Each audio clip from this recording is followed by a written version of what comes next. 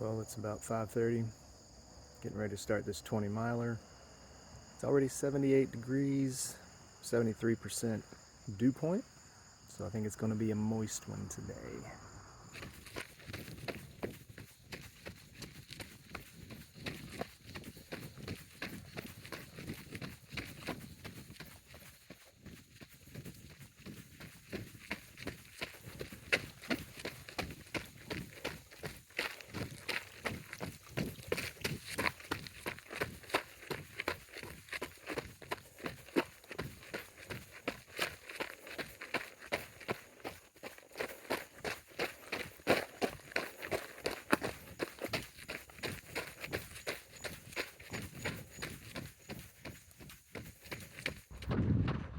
There's this time of day where it's between dark and dawn where I find that I need to turn my light up brighter just for a little bit until the lights come out enough to turn it off.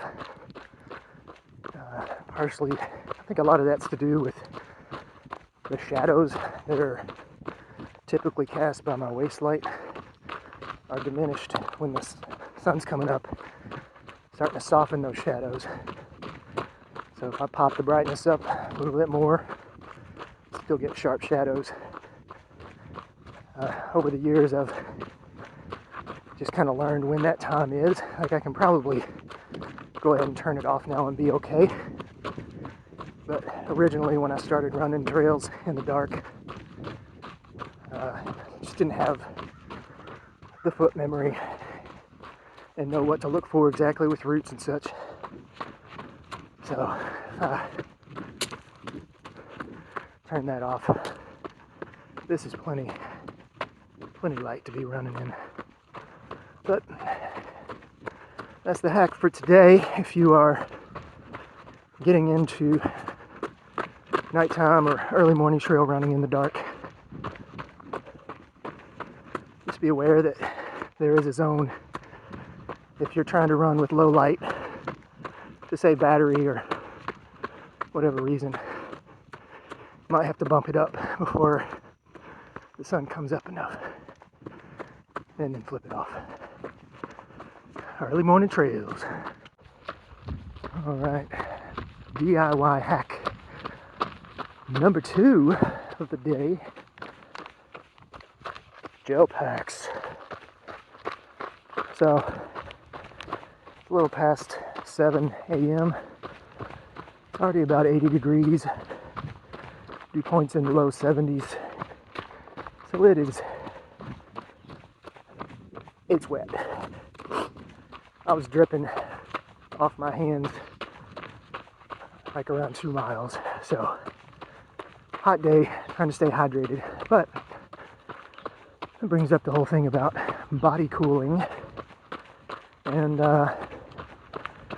some things I've learned over the last couple years. I know you can find research to validate any sort of position. So take it as you want. But last year, I think it was last year, listened to an Andrew Huberman podcast on cooling and performance, or temperature and performance, and talked about new research by Dr. Craig Heller out of Stanford, and they've been developing this thing called the Cool Mitt. I think they were working with professional sports and DARPA because of the science that proves the benefits keeping your body core lower. So higher temperatures will affect your muscular function and all sorts of things, which most of us already know. So if you can keep your core cooler, benefits your whole body and your performance and your recovery. So anyway, I think the ideal temperature is around 52 degrees Fahrenheit. There is a specific temperature that provides the optimal cooling but doesn't vasoconstrict or cause your veins to compress, narrower diameter because of the cold. But I'm holding a gel pack because the 3 areas in the body that have AVAs, which are thicker veins, you can look them up,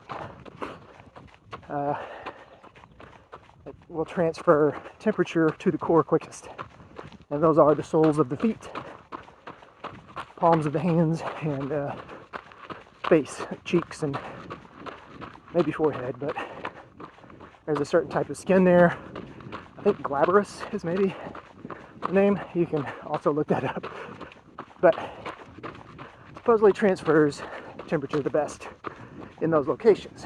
And the Cool Mitt product, I think, is $1,200 or $1,400, which I don't have. It's also kind of big and bulky, but not something you can use out on a trail. I think it is battery powered, but you got to put ice and water and it'll regulate the temperature, and you put your hand in this glove that circulates the optimal temperature water over the palm of your hand. Anyway, my hack is to get a pack of these cheapo ice packs from Amazon. Keep them in a cooler with a really large ice pack that I got for free from a Panera Bread lunch delivery at work earlier this year. It's disposable supposedly, but I'm reusing that bad boy. Keep my hydration, any fuel in my gel packs in cooler. So I'm out here training on this loop course. Stop by my car every hour or so, grab an ice pack, hold it for, I don't know, it took about 10 or 12 minutes before temperature kind of got inert. But it's better than nothing. And then I can throw this bad boy into the back of my vest. Use it as a little weight pack. Bonus training. So, look it up, Huberman podcast. If you do a search for cooling, you'll find a couple episodes on that.